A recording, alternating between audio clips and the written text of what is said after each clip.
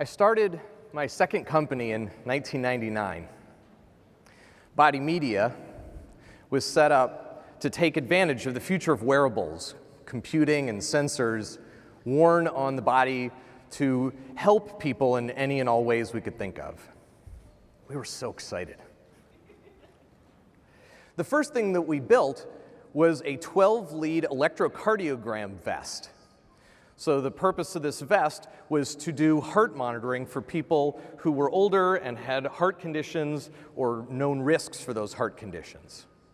At the time, it was considered impossible to get an ECG to work without shaving the skin, without gel and adhesives on the body. So making a vest like this that you could just zip up and magically you'd get an ECG signal that was medical grade, science fiction. We were so proud. And we built this thing. We spent almost 6 months building this. And we had the business plan. And then as an afterthought, we brought a few people into our offices who were in our target market age group. And we had them try this on, and we said, what do you think? Those interviews did not go well. That's why you've never seen this vest. We said, but what if it could save your life? I don't know, maybe. What if it, I don't know, what if it could make you fly? Maybe I'd wear it sometimes. A week later, this vest was in our things that didn't work cabinet, and the company was going through a restart. The mistake we made, the failure that I had, was not asking people what they thought. The failure that we had was asking them last, when we should have asked them first. We could have learned that incredibly painful lesson at Body Media so much faster and so much cheaper. What I learned from this was the longer you work on something, the more you don't really want to know what the world is going to tell you. You have to rush out there as fast as you possibly can, as often as you possibly can, and hear all the hard truths that you will only get from reality when you have contact with reality. And the longer you put off that learning, the more you will unconsciously avoid getting the news, because it's disheartening to hear that the thing that you've been working on is not what you should have been working on. In addition to getting the painful news from reality, you have to find a way to use that information in some way. You have to harvest it, get value out of it. In the case of Body Media, what we learned was people are interested in the value that you can get from wearables, but if you can't put it on or take it off while in public, it's not going to fit into their lifestyle. And this was painful for Body Media to learn, but it worked out in the end. It was acquired many years later by Jawbone. And that learning lesson that I had of failing at the beginning was something that I took with me to Google X, which is now turning 5 years old. And Google X has gotten really good at throwing itself out into the world in every one of its projects as early as it can. And the bumps and scrapes that it takes to learn and improve, that's something that I and you and everyone here shares as life experiences. So I'm going to tell you some stories today about things that we've learned, how we learned them, and how that's helping us to evolve at Google X. So we've been for 5 years hard at work at the lab we affectionately call our Moonshot factory. And some people call what we're doing a research center, but we think of a Moonshot factory as something very distinct and different, and the name reflects that. I was sitting with Larry Page very early on, right after Google X was birthed, trying to sort out with him how we were going to talk about what Google X's mission was. And I was having a hard time getting a crisp answer out of him, so I just started throwing things at him for him to respond to. I said, "Are we a research center?" "No." "Okay, good. I'm glad to hear that." "Are we just another business unit for Google?" "No." "Good." Are we an incubator? Sort of, not really. Kennedy's vision statement to the country in 1961 that we would put a man on the moon by the end of the decade was the original Moonshot proposal. So it made me really delighted when I threw out, "Are we taking moonshots?" And Larry said, "Yes, that's what we're doing." When we say moonshots, what we mean is that we're shooting for things that are 10 times better, not incremental 10% kind of improvement. And it's meant to also remind us and remind the world about the risk and long-term nature of the things that we're taking on. We say factory because we want to keep ourselves honest about the fact that in the end, we want to take the risk level of research, but then pursue it with the maniacal focus of a startup, and for the purpose of having real impact in the real world with real people, adding real value, because in the end, Google won't continue to support this if we aren't producing real value. So, after going through these sort of what are we going to be and how are we going to talk about it, and this picture that you see up with these 3 circles, that's the blueprint that we came to for whether we would take a particular moonshot. But how we would take a moonshot, the blueprint for that is embracing failure, running at all of the hardest parts of the problem first and as fast as we possibly can. And what we've learned is that if you want to make a ton of progress, you have to make a ton of mistakes. I don't think there's another way to do it. And we've taken on a bunch of bumps and scrapes along the way, but it's been worth it every single time. As we go out there and we learn, we have experiences, we rack up negative examples, but that's what we use to get better. And I think that some of the examples that I'm going to give you can be translated to things and to challenges that you're taking on. So let's ease into our failures with a series first that were on purpose, where the failures were features, not bugs. So one of our projects that's been making really great progress over the last 2 years or so is Project Loon. So the goal for Loon is to get the other 4 billion people on the planet who are not yet connected or are barely connected to the digital world to actually be connected. We hope to do this by putting up, in the near future, by putting up a network of balloons into the stratosphere, much higher than where the weather is, much higher than where airplanes fly. So you can think of each of these balloons as being sort of like a cell tower in the sky. It can talk to the phones on the ground and to the other balloons around it. It turns out that this is so high, you can't tie the balloons to the ground, and the winds are high enough, there just isn't enough energy up there that you can actually fight the wind to stay in one place for a long period of time. But we've found ways so that the balloons can rise and fall about 10,000 feet total. And by rising and falling, they can choose different winds that go in different directions and at different speeds. And that allows them to sail to some extent, and in that way, to have some influence over where they'll be in an hour or in a day.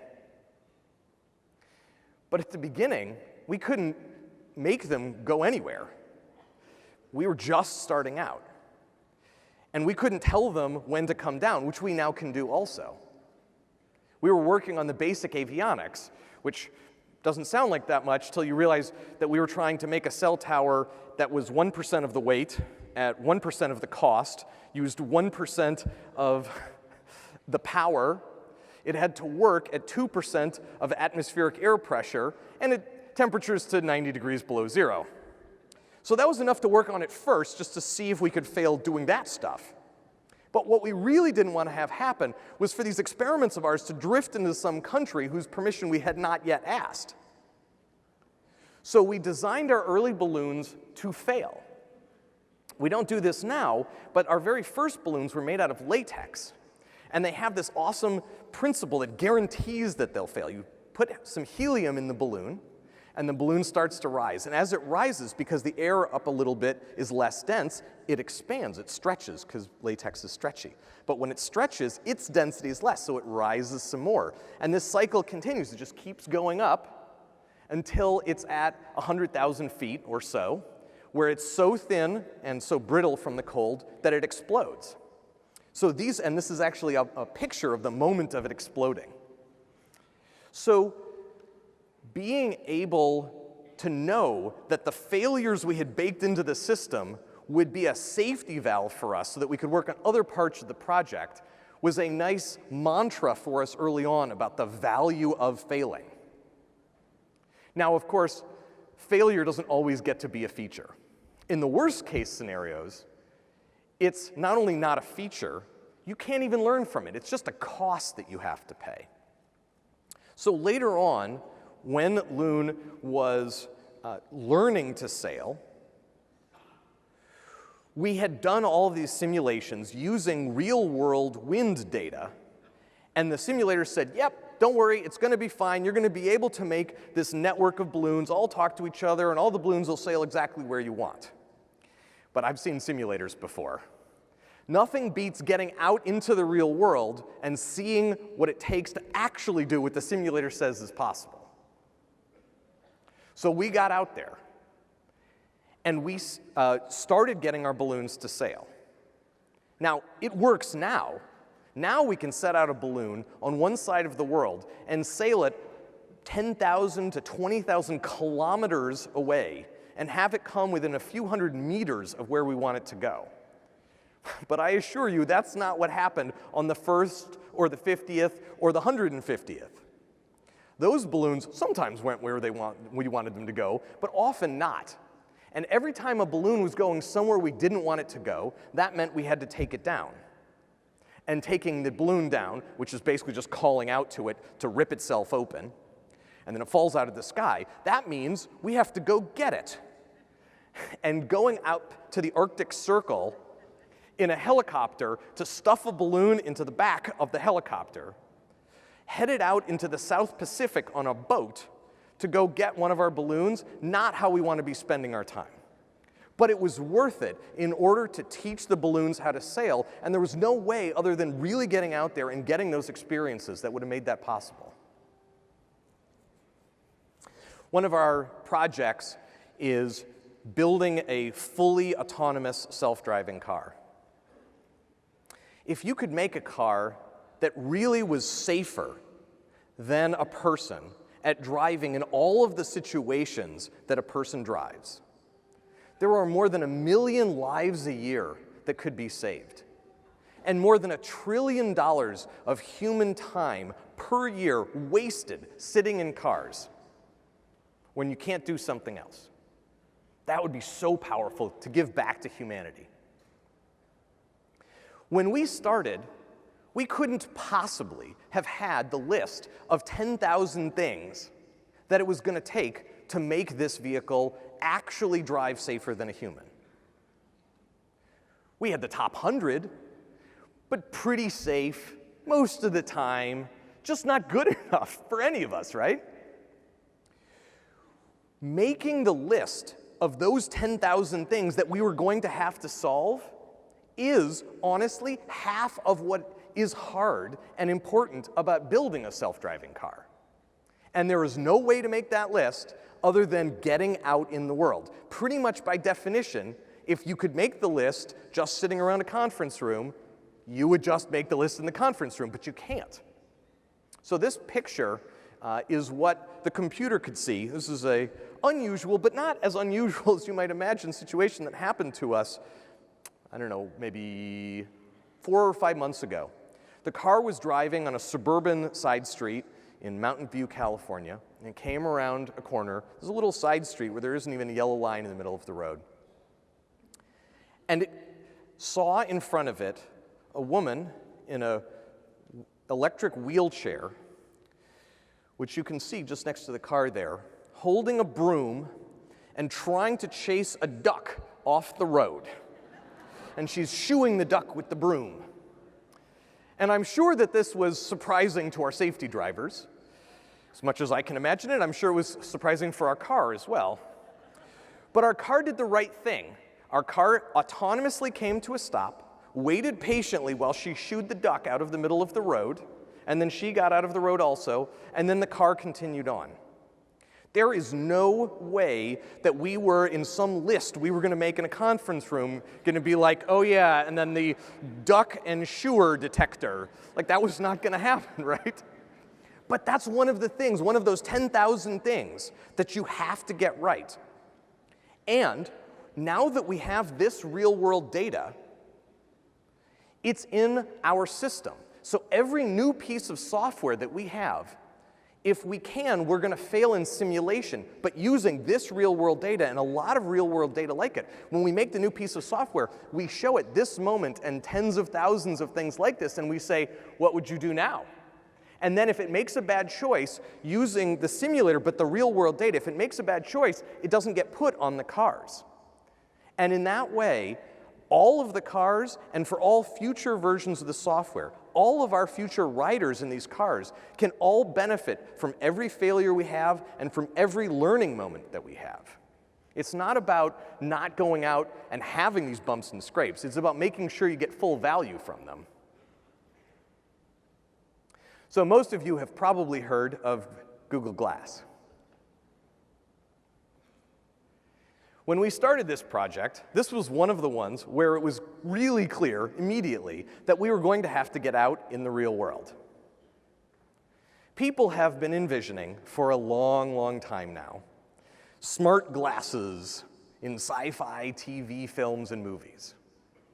But making a product that actually delivers real value to real people in the real world is very different than making that movie. That's why we started the Glass Explorer program. We wanted to get out, and we did get out, with these early prototypes as fast as we could to a wide range of people. And they put them in a wide range of real-world situations, and we learned a lot. Firefighting, surgery, playing guitar hands-free. We didn't see many of these things coming, and we're delighted to find them out. We learned a lot on the tech front. Many things, like the battery, were big obstacles, and that's clearly something we had to work on, we have invested in, we probably need to invest more in. It was also an opportunity, and critically so, for social testing, to understand how to talk about these things in the real world and to figure out how new social norms could be built. I'm really grateful for all of the fearless pioneers, our Glass Explorers, who went on that adventure with us. And we really couldn't have done it without them. So we made one great decision and one not so great decision about Google Glass. The great decision was that we did the Glass Explorer program. That was absolutely the right thing to do. The more bumps and scrapes you get, the better it is for you to have gotten out in the world, not the less smart. The thing that we did not do well, that was closer to a failure, was that we allowed and sometimes even encouraged too much attention for the program. What we wanted was to say to the world, this is an early prototype of something that we think is really exciting. What do you think? Where can we go from here? And much of our messaging reflected that. But we also did things which encouraged people to think of this as a finished product. And the world started to talk about it as a finished product while we were still busy not trying to productize it, but trying to learn as fast as we can, to fail as fast as we can. And we could have done a better job of communicating that and preventing it from becoming as loud a conversation as it got. So lesson learned, and we'll do that differently next time. But I'm not sorry about those bumps and scrapes.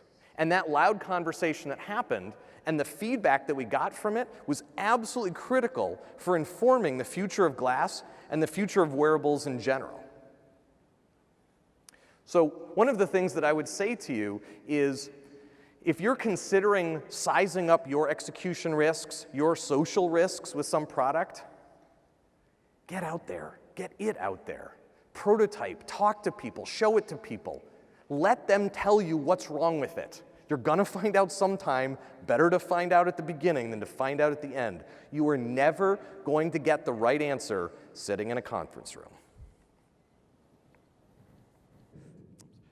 This, one of our earliest projects at Google X was called Genie. We worked on it for about 18 months and then spun it out into a standalone business where it's still growing and thriving today.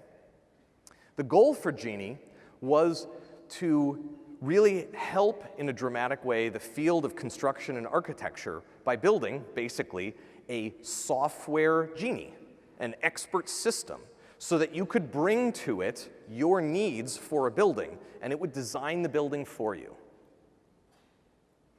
The need is there, and it is bigger than most of you realize. The built environment is an $8 trillion a year industry that is still basically artisanal. It produces almost half of the world's solid waste and produces almost a third of the world's CO2 emissions. We cannot afford for that industry to be inefficient, and it is massively inefficient right now because of the way buildings are designed. But after the first 18 months, as we were spinning it out, we had satisfied ourselves that this idea we had wasn't going to work, at least as described, because there was no software ecosystem to plug into. The software such as is out there today is very piecemeal, and most of the deep and important knowledge is stuck in the heads of the expert of the field rather than being in the software somewhere. So the company, now called Flux, took this huge step backwards. What they had learned from this first 18 months of talking with structural engineers and architects and developers and contractors was that before we could think about something like a full expert system for designing buildings, a software foundation had to be laid and a data layer had to be laid, sort of like you would lay the foundation for a building. So this picture in blue here is downtown Austin. You see that lighthouse-like spray out from the middle of the building? That building right there in the center is the Capitol building. And one of the many zoning rules in Austin is that you can't build a building that blocks the site of the Capitol dome. All right? Every one of those squares and circles and rectangles in that picture is a zoning area with its own special rules. Can you imagine what architects have to do? If you have a specific plot of land, you still might have a half dozen or more of these things overlapping, and you have to figure out what you're allowed to build there. Or much worse still, what if you wanted to say, this is the building I want to build, where in Austin could I build it? That's why it takes 6 months to do one iteration of anything. What you see in the lower right-hand corner here is Flux automatically answering those questions for Austin today. And that's an example of laying this foundation, of automating the process of having the zoning and building codes for a city and then being able to automate their ramifications for building design. But we only got there by failing first. We spun Flux out into a standalone business, but it's actually the only one of our Google X projects that we've spun out into a standalone business. We've spun out quite a few of them, but this is the only one that's actually an independent business. And the fact is that we're running experiments at that level too. We're trying different ways of graduating things from Google X as a way to learn at that level also. And the fact that we're flexible, that we don't have some rule book that says it must happen like this, allows us to make mistakes and try different things and to be sort of just in time about the way we do things so that for the different needs of different projects, we can respond differently. Project Wing is our project for delivering things via self-flying vehicles. There's an enormous amount of friction still in the process of moving physical things around in the real world. We don't realize it, but if we try to take any of the current ways of moving things around in the physical world, cars, boats, planes, trains, early innovations like the Pony Express and the postal system, each of these things totally transformed our world. And removing most of the remaining noise, emissions, safety issues, when we take a 2-3 pound package, stick it in a 4,000 pound vehicle and send it across town in traffic, we're going to look back and shake our heads when we stop doing that.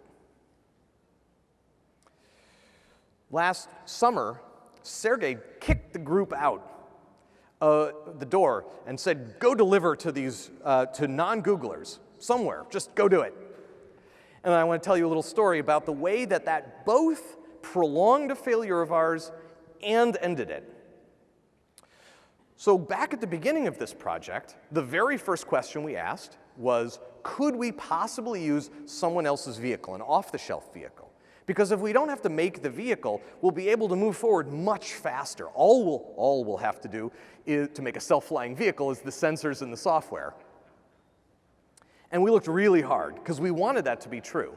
But there just wasn't any vehicle that, from a payload perspective, from a speed perspective, and most importantly, from an efficiency and energy efficiency perspective, would have solved the problem for us. So, given that that was true, what kind of vehicle were we going to build? It had to be a vertical takeoff and landing vehicle, because we couldn't have runways. That constrained it somewhat. We looked at a lot of different kinds and eventually settled on the tail sitter. This is a picture of those tail sitters. So the way a tail sitter works is it sits on its haunches like this. It has propellers across the top. It goes up straight, kind of like a helicopter, and then it sort of falls forward, and then it runs the same propellers, but now it's a flying wing, and it goes like this, and it gets all the efficiencies of being a wing, and then when it gets to its destination, it sort of leans back, and now it's in hover mode again. Seemed like a reasonable thing to try. It was a bit of a trade-off. It's mechanically much simpler than most of the other vertical takeoff and landing vehicles. But it's harder from a control systems perspective. But we figured that that was a good trade because the team that we had at the beginning was just stronger on the control system side than it was on the mechanical side. So we worked on it hard, and it just wasn't the right answer. Unfortunately, it was a failure. But we were torn. I would say 50% of the team knew that it was the wrong answer after 8 months, something like that, into the project, but we kept going. 80% of the team, including me, knew it was a failure after a year and a half, and we still hadn't killed it. We were conflicted. The problem is that even though we knew it was likely to be the wrong answer after a year and a half, one of our other mantras is getting out into the world as fast as possible. So we have this one goal, which is fail as fast as we can, admit when something's not working, chop it off ruthlessly, and let's just move forward. But on the other hand, we want to get out in the real world as fast as possible, and if we say that this isn't going to work, we're actually delaying getting out in the real world in all those other ways. So the team was back and forth debating this, and Sergey he doesn't like those kind of debates. So he just said, you have 5 months. You're going to do deliveries to non-Googlers 5 months from now, go. And so this had two immediate ramifications. The first was it caused the team to double down on their failure, because in 5 months there was no way for us to get any other vehicle ready in time, so they had to use this as their vehicle. And that meant we were spending more time on the thing that we knew probably wasn't going to make it in the long run. But we did get out into the real world. We did do deliveries to non-Googlers in Queensland, Australia. We learned a ton from doing that. And then as soon as we got back, the team was freed up because we didn't have any impending deadlines. We had just got a big chunk of learning. And so then what they wanted to do, there was now no impediment against, and they just rushed into the new vehicle design. And so even though Sergey's 5-month thing sort of prolonged the problem, it also created a natural end date for it so that it was easier, and it's quite possible that if we hadn't had the deadline that he had created, we would have extended the wrong thing for even longer. So before we even went to Australia, the team had been looking again at this question of whether there was some vehicle we could buy. We satisfied ourselves again that there wasn't. And they'd been designing a new vehicle that's very different from this one. And they're now hard at work on that vehicle, the sensors that go on it, the control systems for it, how it's actually going to deliver the service that we're imagining, and I look forward to telling you about that later this year. All right, now a story about failing to fail. One of the other projects that's really had a fantastic last year or two at Google X is called Project Makani. This is our attempt to make an energy kite, an airborne wind turbine. The goal of this is to harvest the power of the wind for a small fraction of the cost per kilowatt of what normal, traditional onshore and offshore wind turbines can do. If this worked as designed, it would meaningfully speed up the global move to renewable energy. So just so you understand the physics of why this is so exciting, the big opportunity with the wind is that the higher up you go, on balance, the higher the wind speed is, and the more consistent the wind is. And that's juicier than it sounds, because the power of the wind goes up with the cube of the speed. If you double the wind speed, you get 8 times the power out of it. So there's an enormous benefit to going up higher. The problem is, if you build one of these big towers, and you've seen them out there, the big ones have a hub height, that thing that the blade goes around is about 100 meters, about 300 feet. Those towers weigh between 200 and 400 tons. Building one of those, moving it to the site, which often requires widening roads and all kinds of crazy stuff, putting it at the site, you actually have to have a whole foundation for each of these things. I mean, a financial foundation to pay to have it lugged away at the end. That's an incredible amount to spend. And here's the horrifying thing. Going up is almost taking the weight of this thing up with the cube of the linear height. That is, if you double the height of one of these towers, the weight of it goes up by almost a factor 8. So there isn't as much benefit as you would intuitively think about going up if you build a tower. But the thing that we're going to start flying next month weighs 1% that much. So the way that this works is it sits on a perch. It looks like the wingspan of a large airplane, but with no body in the middle. It has 8 propellers on it, and it lifts off and it pulls out a tether behind it. And it's pulling power up the tether to drive these propellers. It actually works, it looks a lot like that tail sitter we were talking about. But once it gets out to the full length of the tether, which will be about 450 meters, it starts doing big circles in the sky. And then, instead of pulling power up the tether, it puts drag on those 8 propellers, turning them into 8 flying wind turbines, and sends 600 kilowatts back down the tether continuously. When we first were starting to work on this, instead of building the 84-foot one, which is what we're about to start flying, the full-scale version, we built a smaller version, which was 28 feet long. And that was to test out all the flight modes to make sure that it would be very stable in lots of different winds. And Larry Page said to me, make sure you crash at least 5 of those test versions of the vehicle.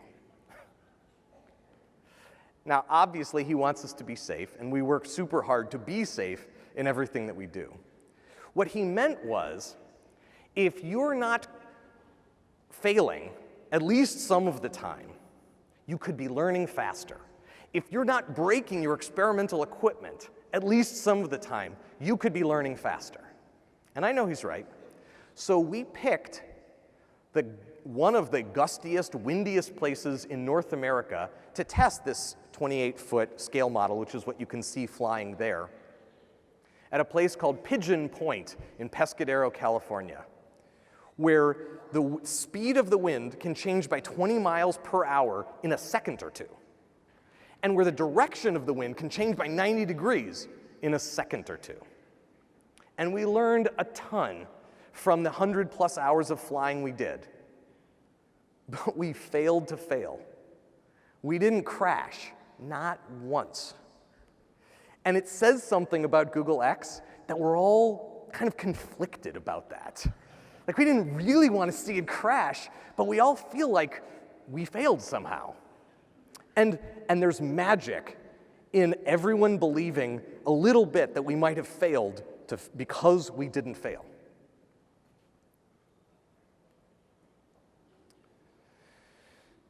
So sometimes the most interesting failures are the ones that you don't expect, particularly when there's something that you think will be the easiest part of the project, and it turns out to be the hardest part of the project instead. And this happened to Loon, our stratospheric balloon project, in a huge way. We misjudged how hard it would be to make the actual balloons, the ones that weren't super pressure balloons, the ones that weren't stretchy. People were joking at the beginning, it's a trash bag with helium, how hard can that be? When we launched in New Zealand, the balloons were staying up for a few days when we were lucky, and most of the time it was more like a few hours. And at first we're like, oh, we'll figure this out. We're like, we'll get the balloon stuff working. But after 2 or 3 quarters of making very little progress, we realized that this was going to be one of our hardest problems. And then we totally switched modes from seeing the failures that we were having as these sort of irritations because there was like something wrong with the design to like, wait, reset. The failures are our friend. We need to make sure that every one of these failures is designed so we can learn something from it, so we can climb some sort of hill, so we can get to a great place in the end. The problem is that we would make these balloons. These balloons are the size of this stage. They're actually bigger than this stage. They're 20 meters across, 60 feet. And the leak is the size of a pinprick. So they would be manufactured, we take them to some site, we'd look them over at the manufacturing site, we look them over at the site we were going to launch it, everything looks fine, we launch it, they expand as they go up, they're very small at first, and then they expand as they get bigger, as they go higher. And then sometime between 60 and 80,000 feet, they'd get to their floating altitude, and then they'd spring a slow leak. And it's very hard to like go up there and check it out while it's at 70,000 feet in the air.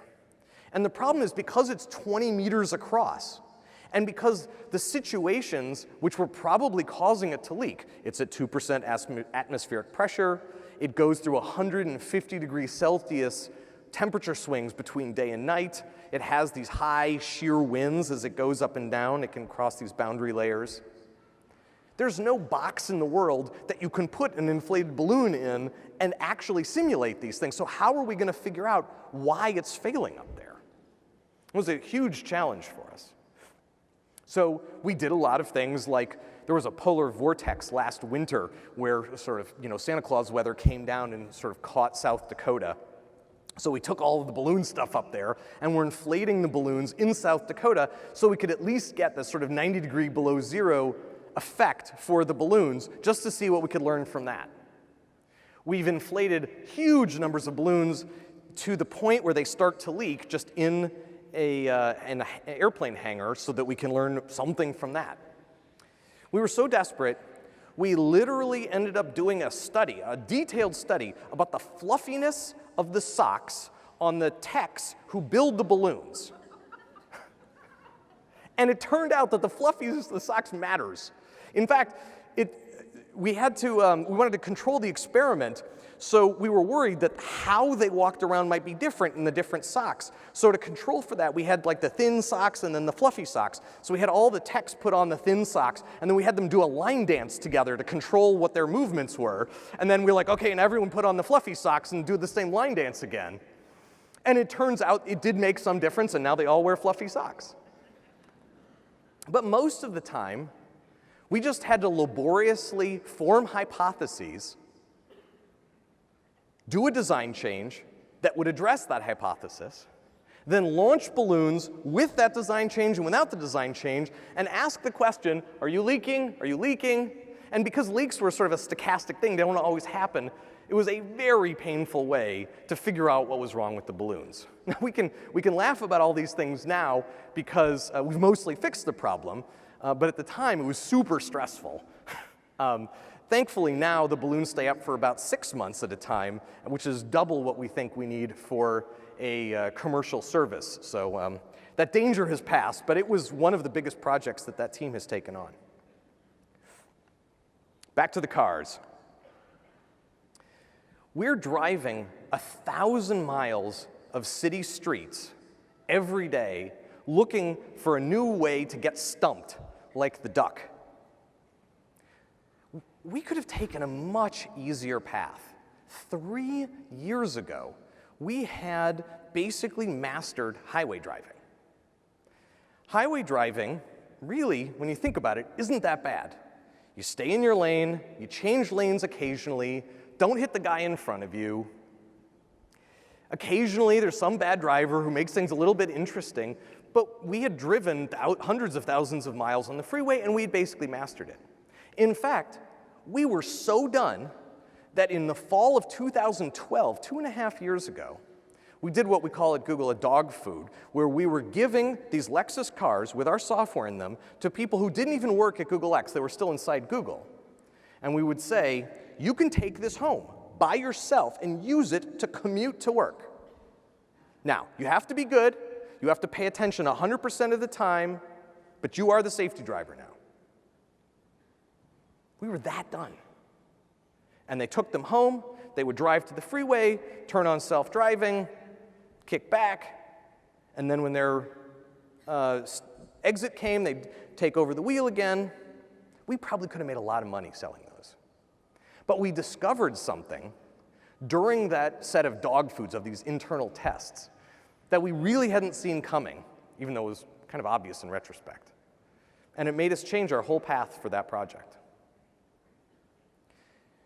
Even though people had sworn up and down, I'm going to pay so much attention, you can't believe it. Please, can I take one of the cars home? And there were cameras in the cars to watch them like hawks. People do really stupid stuff when they're driving. People do stupid stuff when they text while they're supposed to actually be driving. So imagine what people do, even really well-intentioned Googlers do, when they think the car's got it under control. It isn't pretty. The assumption that humans can be a reliable backup for the system was a total fallacy.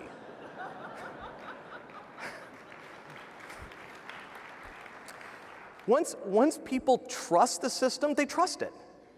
Our success was itself a failure. And we realized very quickly that what we had to do was make it hyper clear to ourselves that that was not going to work. And the only way to do that, this is the picture here, was to make a car that has no steering wheel, that has no brake pedal, that has no acceleration pedal, that drives itself all the time from point A to point B at the push of a button. And that has been a lot more work than we thought when we started this project, but it's the right thing to do. And the funny thing is, we're now becoming sufficiently successful at doing that, at driving on the city streets. It's becoming its own problem. We drive thousands of miles a day just waiting, often many days where we don't get anything, hoping for the next thing, the next negative example that we can learn from. Failing doesn't have to mean not succeeding. Failing can be, hey, we tried that, it didn't work, we know more now, we can go forward smarter. Failing can be, we've tried that in so many ways, and none of them worked. Maybe this is not the right project for us. When I look back over the last 5 years at Google X, we've had so many mistakes. We've had engineering mistakes, we've had cultural mistakes, we've had product mistakes. And when I see that parade of mistakes in my mind's eye, I don't wish we could have avoided those mistakes. I don't believe that a mistake-free learning progress environment exists. I just wish we could have made the mistakes faster. Google X has come a long way, and I'm really proud of what the teams have accomplished. And I think it's partly because we have been running experiments, gathering as many negative examples as we can, and then harnessing those negative examples as much as we can. We've spun out more than 10 projects now. Some of those projects, like the Google Deep Learning Network, are quite mature. Some of them, like Google Glass or Flux, have a lot of direction, but are hardly done. I think there's a temptation to see the progress that we've made as having happened despite our failures. Exactly the opposite is true. They've happened because we've harnessed our failures. And I would love to see Google X do more than just work on its own moonshots. I would love to see Google X help other people, inspire other people to work on their moonshots, on your moonshots. So I hope that there's something that you can take away from our approach and set yourself up for creative, productive failure. Thank you very much.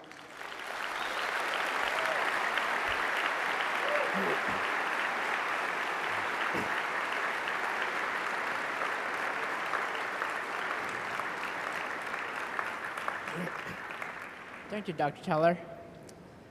First question from the audience. How do you identify the big problems your team decides to solve? And what is the identification and vetting process?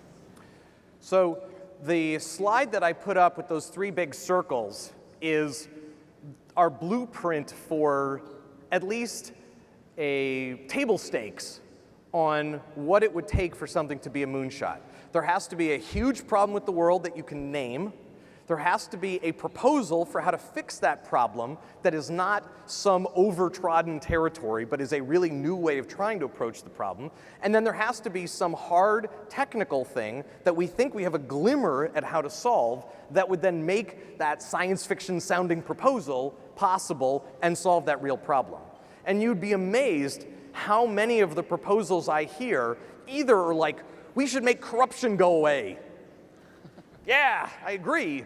That's not a moonshot, though, at least not as proposed. Or they say things like, but nanotech is awesome. Look at all the new things we can do. Nanotech is awesome, but that's not a problem. And pulling all 3 of those things together is quite a bit harder than it sounds like, actually. I can believe that. The next question, how can a small company that can't afford a lot of failure/cost become a moonshot factory? This is what I'm trying to tell you. You can't afford to ignore the failures. I promise you, failures are cheap if you do them first. Failures are only expensive if you do them at the end. That's like the entire point I'm trying to communicate.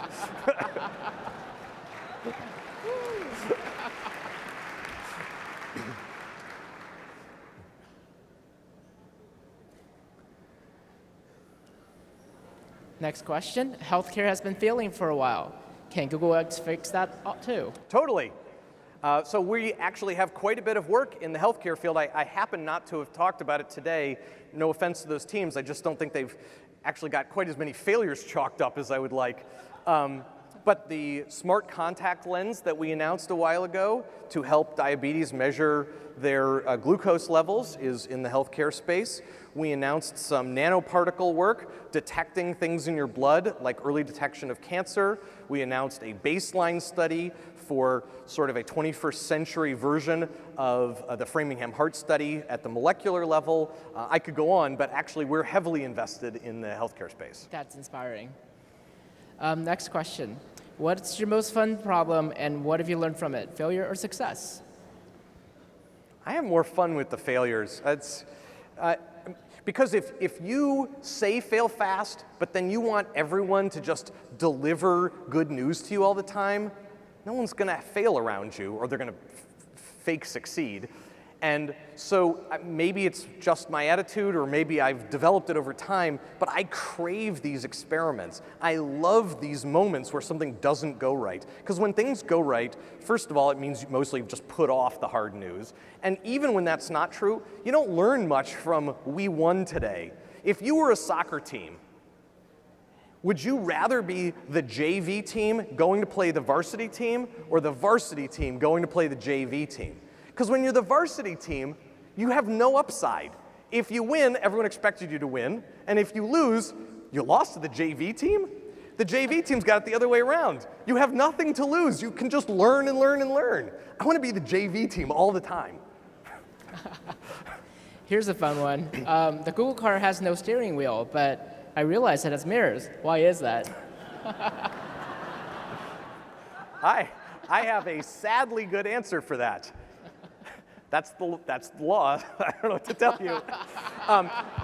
We actually, so you're not required to have a steering wheel, but you are required to have rear view mirrors. It's just, but here's an interesting question. You're required to have a windshield wiper, but it's not totally clear where the windshield wiper has to be. If the person's inside looking out from the windshield, but they're not driving, and the LiDAR up on top is actually the thing which is gathering the most data, should you have the windshield wiper up there or down on the windshield? Oh, love it. What is the hardest thing about running an organization in which each project is so unique, and how do you address that? I don't know if this is itself an experiment. I guess history will decide whether it's good or not. But I have decided to treat each of these projects as their own experiments. So, for example, Project Wing is now run by a man named Dave Voss, who comes from the aerospace field.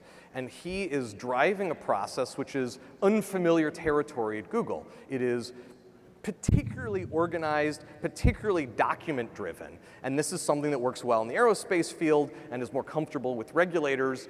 And I would never tell him, when we hired him for his deep expertise in many of these things, no, don't do what you think is the right way to build a good project.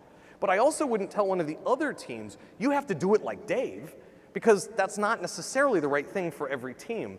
So it's actually a particularly heterogeneous environment, and sometimes that causes a little bit of extra friction, but I think it's worth it because running a bunch of the same experiment doesn't actually teach you a lot. Running very different experiments, I think we can learn faster from. Fascinating. In the social and privacy theme, how do you determine the privacy implications of your experiments? What did you learn from Google Glass privacy? Well, we learned a lot. I mean, I'm amazed by how sensitively people respond to some of the privacy issues. As an example, when someone wearing Google Glass would walk into a bar, it would raise sort of privacy hackles for many people, despite the fact that at any one time there were probably 20 cameras out on cell phones. At that time, you know, they'd be meerkatting if it was a year ago. Meanwhile, there were these little black globes all over that bar with video cameras from the bar recording everything, going who knows where.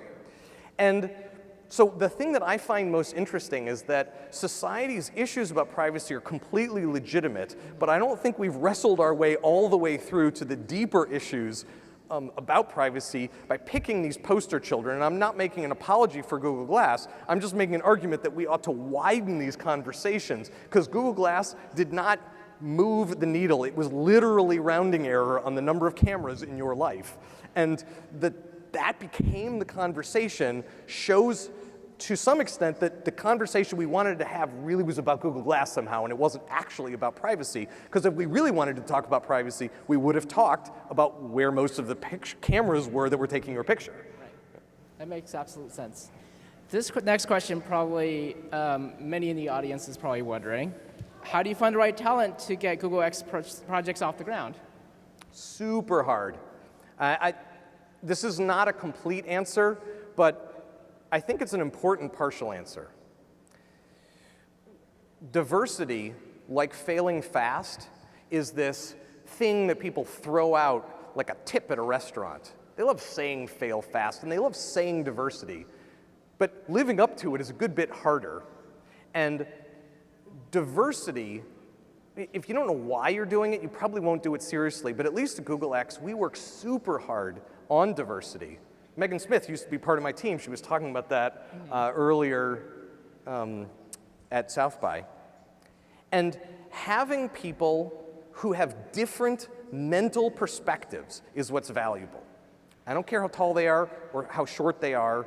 Getting some correct mix of ethnicities is not actually the point. It's mental diversity, but it turns out that having people from radically different backgrounds is the best way to have mental diversity. And mental diversity won't solve all of your problems, but if you want to have a lot of interesting failures, if you want to explore places that people haven't explored, having a bunch of people who look just like you and think just like you is not an awesome way to really stretch your collective minds and explore those new places. Fascinating. This is an interesting one. Which moonshot are you most passionate about? I'm not going to like say, you know, I like this child more than I like that child. I'm very excited about all of them. There are some that I spend more time on at one time or another. There are ones that I'm more maybe technically interested in than others, but I expect the ones that are most successful will surprise all of us, including me. So I'd rather not say good, good, bad, good, good, bad. Let's see. Are you sometimes afraid of all the new possibilities of technology? No, I think this is super important. I'm afraid of people's reactions to technology. Technology is changing faster today than it was yesterday, and it will change faster tomorrow than it is changing today. We can take a position on whether we like that or not, but that won't change the pace of technological change. What we need to do is to find better and better ways to respond to technology. And I don't just mean all technology is okay. It is appropriate that society address every technological change. But if technology is going to change faster, we as society have to get faster about social norms, about laws that affect these technologies, and we as a society are failing to keep pace with the pace of change of technology. And that's what makes me afraid, because when those things start to widen, as a society, we get scared, and scared people do dumb things. I would rather that we keep pace, feel confident instead of afraid, then we will make good decisions about how we want technology to affect our lives. Beautiful. Well, we're about out of time. Thank you very much. And now we're going to be able to have, you know, a simulacra of our own mind that we can, instead of just talking to ourselves in our mind, as I think most of us do when we wake up in the morning or the end of a day or commuting or having a drink or whatever, we'll be able to have a best friend that is also ourselves and talk to ourselves